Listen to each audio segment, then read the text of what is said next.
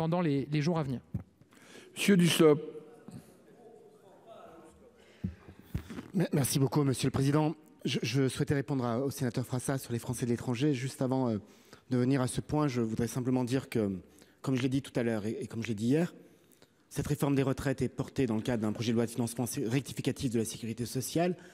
comme nous l'avons souligné hier avec Madame la rapporteure générale, pour une seule raison, c'est que l'ensemble des mesures que nous proposons ont un impact sur les comptes sociaux et que ça rend justifié et légitime ce dispositif et le choix de ce véhicule législatif. Pour ce qui concerne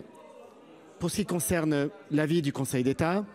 j'ai dit tout à l'heure, et je le répète pour être sûr d'être entendu, qu'il n'y a pas d'avis rendu par le Conseil d'État sur un projet de loi de finances ou un projet de loi de financement de la sécurité sociale, qu'il y a une note de synthèse, et j'ai rappelé dans quelles conditions,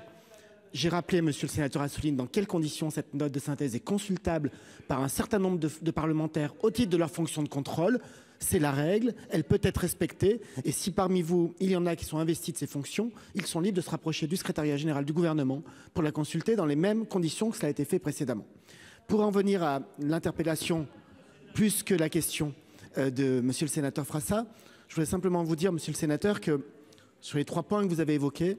vous avez parfaitement raison. La difficulté d'absence de convention de coopération fiscale, sociale et en particulier sociale entre la France et certains pays de résidence de Français installés à l'étranger,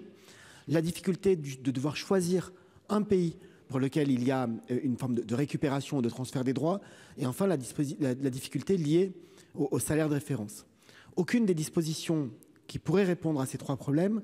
ne peut trouver sa place dans un projet de loi de financement de la sécurité sociale, qu'il soit rectificatif ou non, puisque tout relève de conventions de coopération entre la France et les États concernés. C'est un chantier assez titanesque, puisqu'il y a autant de chantiers à ouvrir que de pays de résidence, mais j'ai eu l'occasion de le dire à un certain nombre de parlementaires élus des Français de l'étranger, députés ou sénateurs, je pense que c'est un chantier que nous devons ouvrir. Je pense même que plus nous l'ouvrirons de manière collective, partagée, entre les 2 chambres et les différentes forces politiques du pays, mieux ce sera, avec à chaque fois un horizon qui ne peut pas être très proche, puisque cela nécessite la discussion de conventions internationales et ensuite l'adoption de projets de loi ou de propositions permettant la ratification des dites conventions. Mais rendez-vous est pris pour pouvoir avancer sur ces sujets-là. Merci. Nous allons